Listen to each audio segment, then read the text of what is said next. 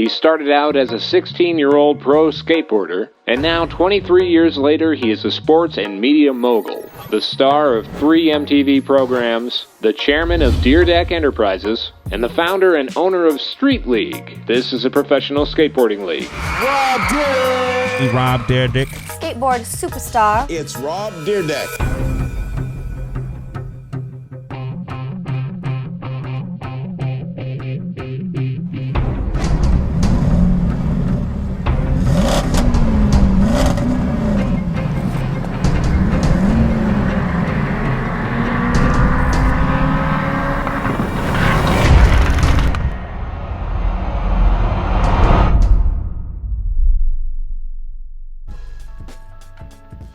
Elite Daily was granted full access to Rob Dyrdek over a period of 3 days as the filming for his 6-year-running MTV series Fantasy Factory came to a close. This would be the last season of Fantasy Factory, and as the series comes to a close, Rob Dyrdek attempts a record-setting jump that will land him back in the Guinness Book of World Records.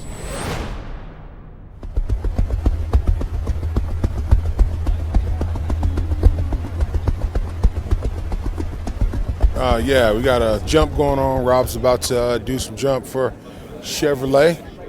This is my 3rd interview of the day. Hope this is my last. It's a backward stunt. He's going to be driving backwards and landing from this gap from here to here. Hope he makes it.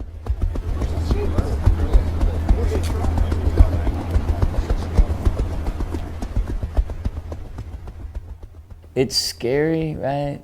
Because it's a great unknown, right? And I just don't, for whatever it's worth, driving a car 52 miles an hour backwards and jumping 90 feet is just scary.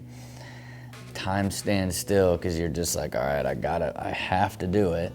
You have no choice but to go into kill mode because like being scared isn't gonna get you through this, right? So you have no choice but to basically focus, you know what I mean? And you get in your head a little bit when you're cooking and you start drifting because when you're going backwards, it's so hard, it's the opposite of your brain. So then when you barely move, the car would move so much. So I had to do a bunch of passes so I could adjust. So then it slows down again, right? Where it's it seems like it's probably about 5 minutes, but it feels like it's 20 minutes where you're just sitting there thinking about it over and over and over. And then when I did that first one and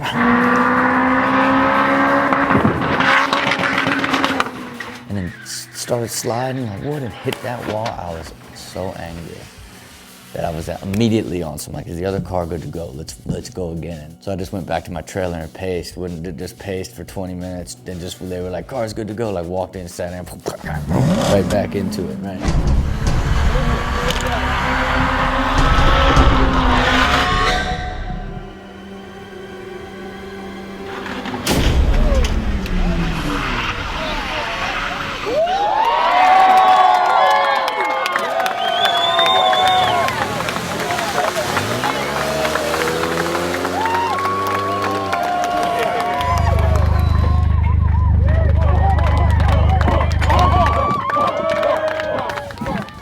Funny, man, you live it and then you go back and it's like, how interesting, right? I see it from a different perspective. It's just more like, man, what a weird life you live. You put of all things to put together, you've rigged this giant Chevy deal with Magic Mountain and doing this whole thing where you have to break a backwards world. Where do you even come up with that stuff? Last stunt of my life, let me live. Let me get on with my business life. Dude Perfect Captain has chosen the T-ball setup up here in the rim. This one's for the team. First try.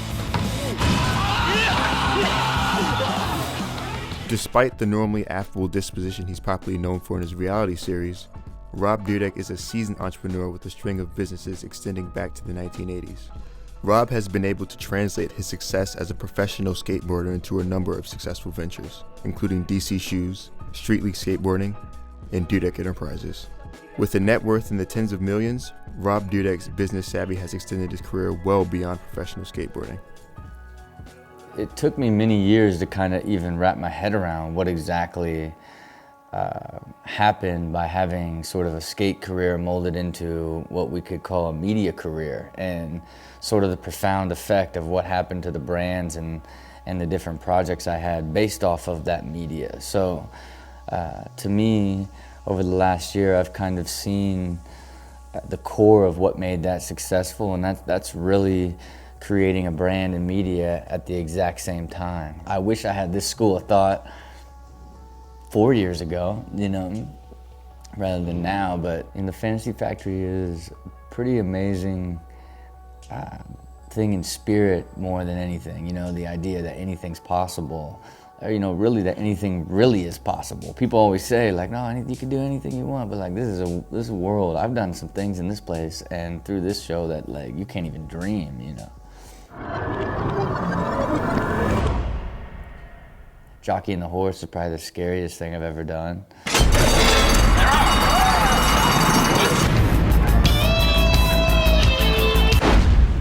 You know, getting towed into the big wave in Hawaii is the only time that I've only almost died. The heart of a lion!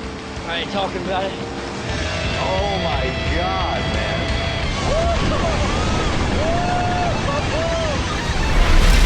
Really getting attacked by the shark in the first season is one of the bigger moments.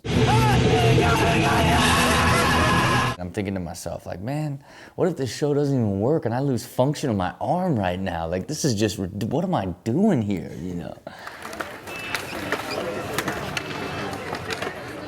Rob is so ill, dude. He's so smart. Like, what he did with his money is just like, I feel like he just stacked his shit up, you know? He knew what he was doing. And his attitude towards shit is so gnarly. Like, he's so, like, just positive and just, like he cares for others, you know? Like, he's a sick-ass dude. He's awesome. If he invited me to go hang out with him in his Fantasy Factory, I would love to do that.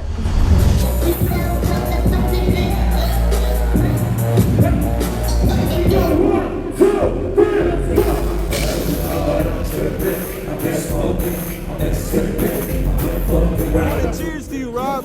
Fucking cheers, bro. Congratulations! How to be the man, how to be the boss, how to go through with 7 coats and a gloss. Show you how to be the man.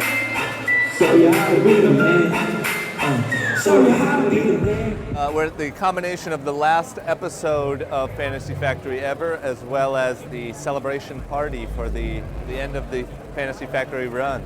I think it's good timing. I think we're all ready to be done, but we didn't stick around too long. We're not leaving too soon. I think it's a good timing, you know. So I've always been like have an idea and execute it to a fault, right? Where it's like, but what I had to learn over the last few years is you can't do it by yourself, right? Like I really would have said, you know, years ago, I don't do it by myself. I got all these great partners, you know. But the reality of it is I would have my hands in so much and not, you know, delegate properly and put in the right verticals on how and what you want to accomplish and go out and accomplish it. I just willed everything into existence, you know, and more than anything, it's about what do you love to do the most and what are you best at?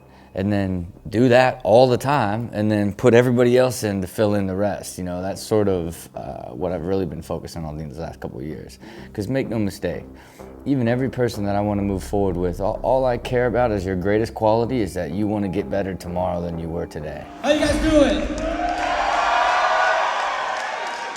I would like to thank you all for coming out here. I mean, it's been an amazing run. All of you have been a part of this crazy thing we call the Fantasy Factory. With all of us, from Sterling to the Big Cat, Big Black, Drama, and Chanel. Can you cheer for him? Can you cheer for him?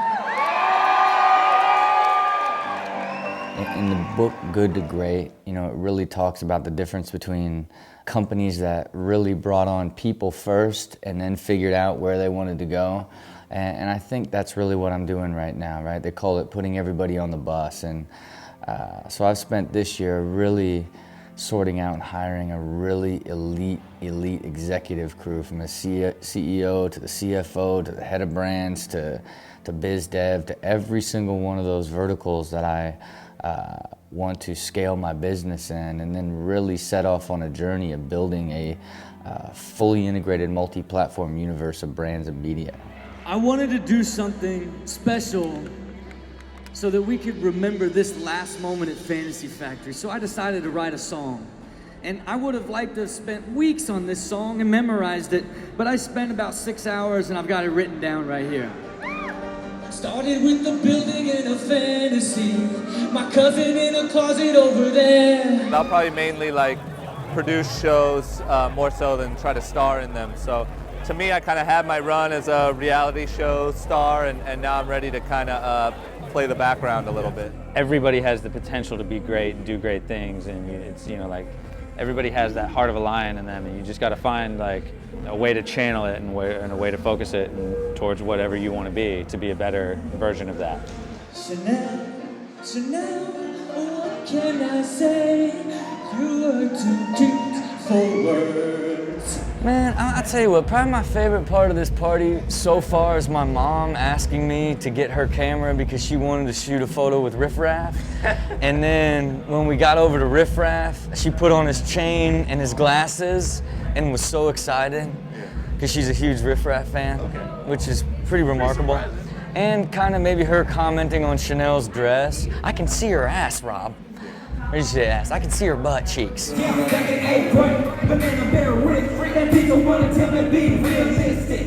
we got Riff. Look, you know what it is, man. Sometimes you have tricky situations, then sometimes you have epic situations. Is that a Colt 45? Yeah. How many epic situations have you been in your life? That almost sounded like a freestyle. It was, man. It was, man. Hit him with I did, man. As long as you freestyle, I'm gonna start drinking. Ready, go. Epic lifestyle. I lost it. As soon as I had to rap, I lost it. So with Rob, the reason he's such a multi-millionaire, the reason he's such an entrepreneur, the reason he's so epic, mogul, all that, you could take all his money, you could take everything away. He's gonna make it right back. Why? It's his mindset. The greatest energy that you can live in is that sort of excitement of something coming around the corner, whether it's a new job or a new moment or something big happening. Like, there's that energy, and I've figured out how to live in that a lot, right? And I think that becomes incredibly motivating. And then when you see the results of making yourself better, how much better you get, and how it affects the world around you, like, it just gives you that much more motivation. Like, oh man, if I just get better and better, like, everything gets bigger and stronger and better. So it's like that motivation and drive comes from that desire to grow and create. Where I ultimately see myself, I just haven't quite got there, you know what I mean? Living your brand. Worked really hard yesterday to come up with a song and put together some sort of memorable ending to this series, and I'm glad it's over, man. Been a really amazing run, and really wanted to send something thoughtful out to all the fans who've supported over the years, and everyone here that was a part of the show, from editors to producers to people that were in the show. So feels really amazing, ready to get on to that next chapter. How do you plan on making sure that this lasts? Like, what are your major plans to make sure that you're submitted? Like, that Dyrdek Enterprises is something that people are going to remember today, tomorrow, and for a long time after that. Yeah, I think it's about really not only establishing the voice of what my brand stands for, but ultimately creating multiple engines that represent that voice that need fuel, right? And whether that fuel is the artist, which is athletes, musicians, and celebrity, or it's brands that need creatives and artists and brand directors. Like, it's ultimately creating an engine of a single voice and ideology that can be redefined and redone over and over forever with new talent, you know. So that's for me, what my goal is to build that engine, and then hopefully that should be the cornerstone of what lasts forever. Thank